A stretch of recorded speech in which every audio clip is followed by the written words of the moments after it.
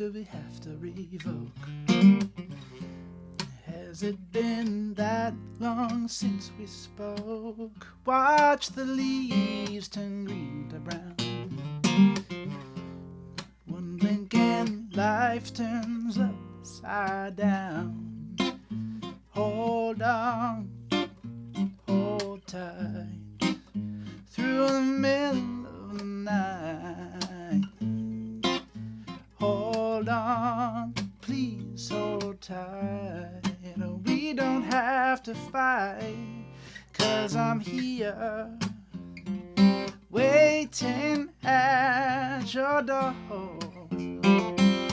Flowers waiting in the cold, through the stress we've grown. Tired and so alone, I swear all this time I loved you so. I'll be waiting at your door. Oh, hold on. Hold on. Hold on, hold on, hold on. Lucas Haneman here. Welcome to this week's episode of Guitar Tone Tuesday. Hold on, hold on. What am I doing? Well, I had a suggestion for a video recently by a new viewer of the channel. I believe his name is Adam. I apologize if that's not your name.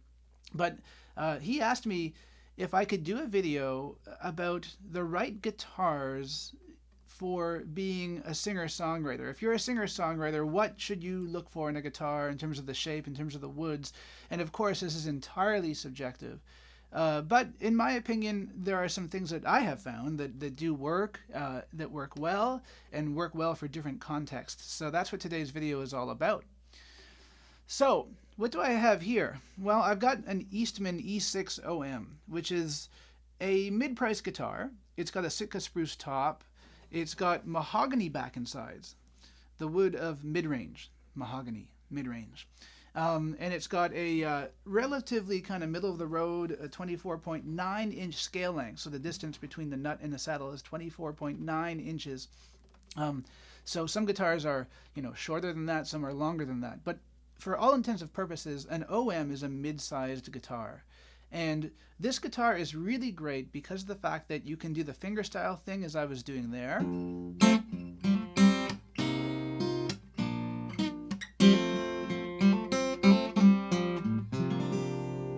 It's going to sound really good for that kind of stuff, but you could also pick up a pick and you could do something a little bit more strummy. For instance,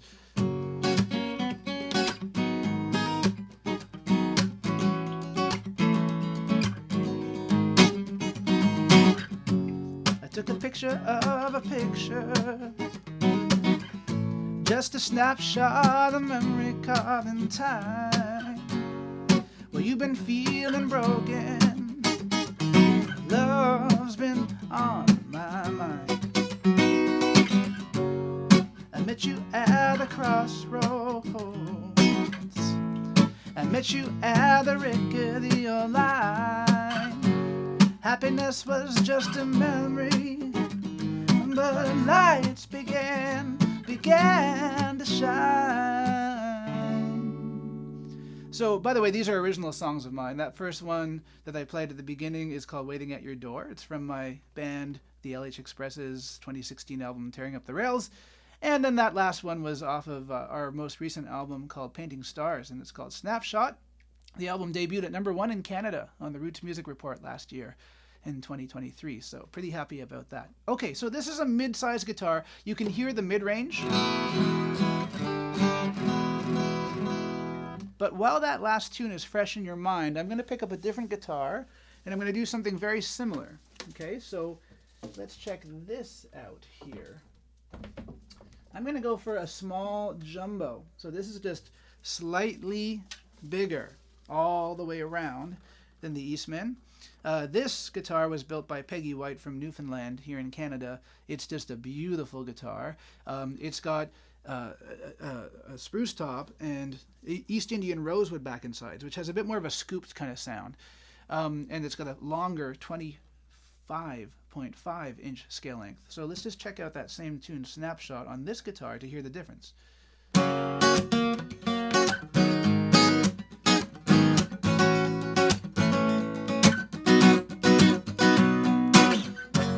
I took a picture of a picture,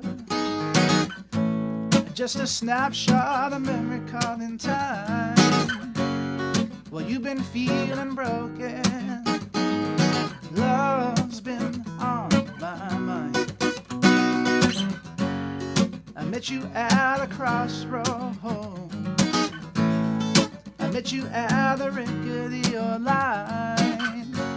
Happiness was just a memory, the lights began to shine, screaming to the preacher, save us from this love if it hurts us so. Started to dance cause we felt the spark, we found our way walking through the dark. Nothing to lose, nothing had been lost. All this to say, I love you till my dying day. So hopefully you guys can hear, I mean, both guitars will work in any kind of context. They're both extremely versatile. This one has a little bit of a fuller sound. It's also a more expensive guitar. You know, it's a true handmade guitar made by a single luthier. So it's a really beautiful sounding guitar. It's very resonant. Like if I play something kind of more finger style.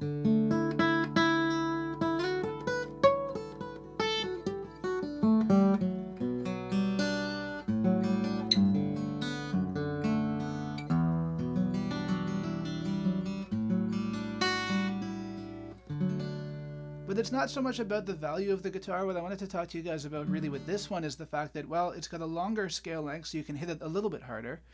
And with the rosewood back and sides, for my voice personally, because I'm like a tenor, I like rosewood because it kind of sits in the low and the high, and it allows my voice to kind of occupy that mid-range frequency. So that's why I like this guitar. It's just a perfect all-around instrument. Now, what if you're a small person? What if you're short, you know, for let's say, and petite? You might want to go for something like a parlor guitar, right? So that's why I've taken this guitar out. Excuse me. This is another guitar built by the same builder, Peggy White, but this is a parlor guitar that she built me about 5 years ago. And this one is going to have a totally different voice, okay? This is more mid-rangey. The back and sides of this guitar are called Wenge. It's got the same type of spruce top. I believe that's Adirondack spruce on this one. But it's got a shorter 24.5-inch scale length. So this guitar I will bring out to lots of gigs, although I gotta say there's a certain ceiling in terms of the volume. So if you're somebody who likes to finger pick, you might like a guitar like this. So for example,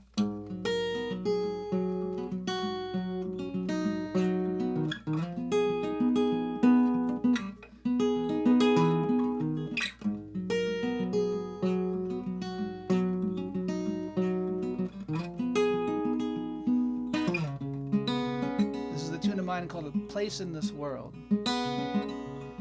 Trapped in a time, a place, a family so defined by narrow-mindedness too often known.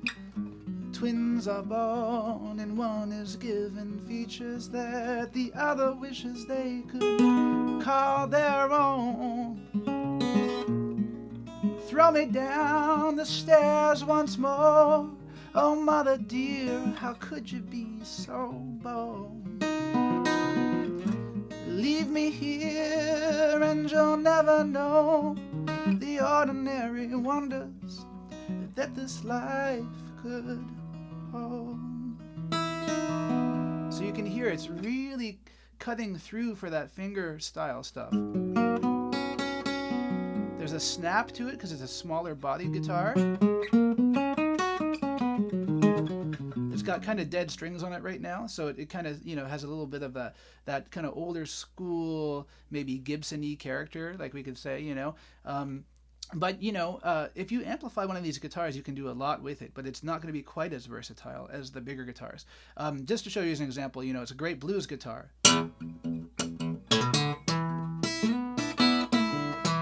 Oh, oh, oh, oh, oh, oh,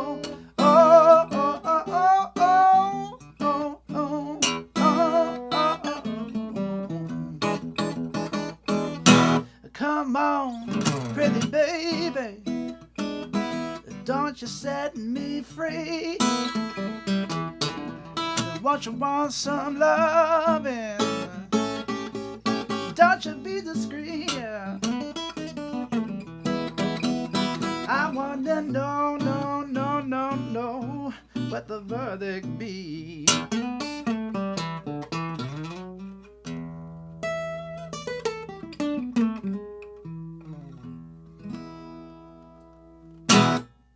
Now I've brought out the big guns. I brought this guitar out last because it's probably the most obvious choice. It's a Dreadnought. Everybody knows what a Dreadnought is. The Dreadnoughts have been around for a long time. It's the biggest of the average-sized acoustic guitars. It's the biggest acoustic I own, personally. I have a couple of Dreadnoughts, and I absolutely love them because they have power, right? Big power. Now, this guitar, the other thing I'm going to say about it is that this was an inexpensive guitar. I got this guitar for $250. That's Canadian dollars. 250 Canadian dollars years ago. And this is a Yamaki acoustic guitar, a Yamaki Deluxe Folk from 1978, I believe. It's a 78, somewhere around there. And it's got a cedar top, so that's a very different sound than the spruce on the other guitars. It's got some kind of laminated rosewood back and sides. And it's got a rosewood fingerboard and a rosewood bridge. It's got the long scale, the 25.5-inch scale length. And it's clearly based on Martin design, right? And I also have it tuned to drop D, just to show how big it can sound.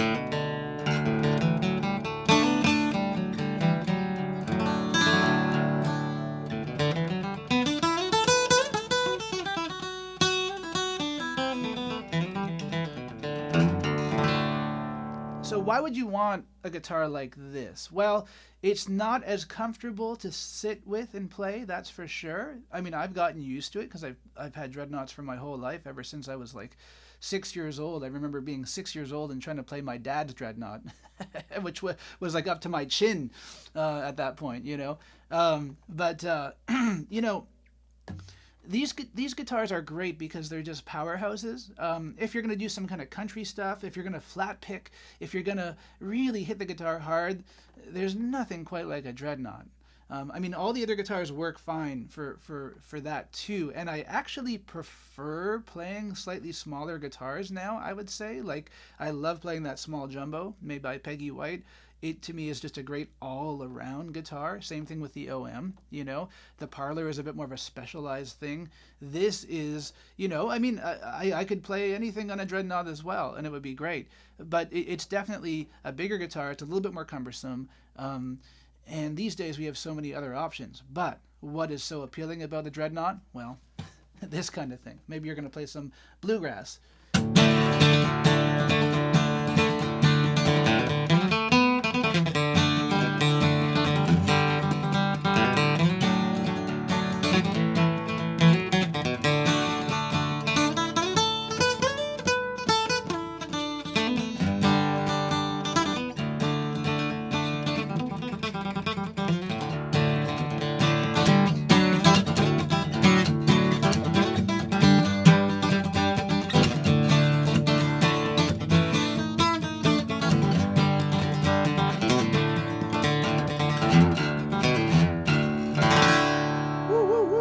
It's fun for that kind of stuff. It's also good for if you're going to play funkier stuff and hit the guitar super hard.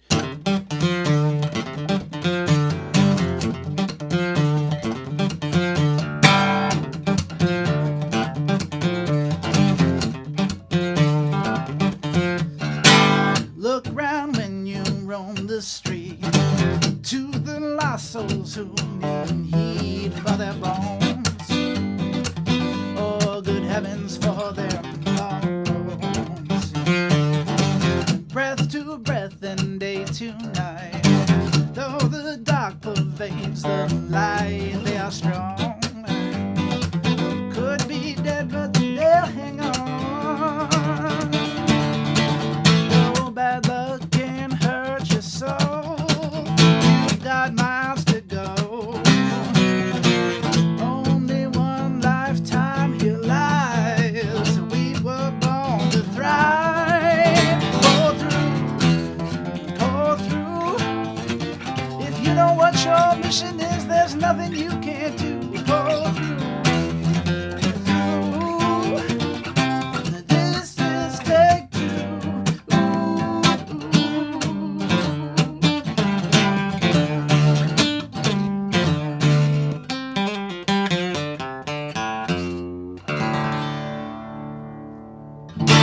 So, like, that's my favorite type of thing to do on a Dreadnought. I mean, man, it's just so much fun. So, I hope this little chat about body sizes and scale lengths and how they fit in with your voice, is helpful to people. I guess the biggest thing is you got to play the guitar that you're most comfortable with, and amplification can do a lot to help out. Let's do another episode and talk about pickups and why I use the pickups I use. I talked about that a long time ago on this channel, but it's been a long time, and I know there are a lot of new subscribers since those days. So we'll get into that separately. But I hope this was useful, and we'll see everybody again next Tuesday. Thanks for watching.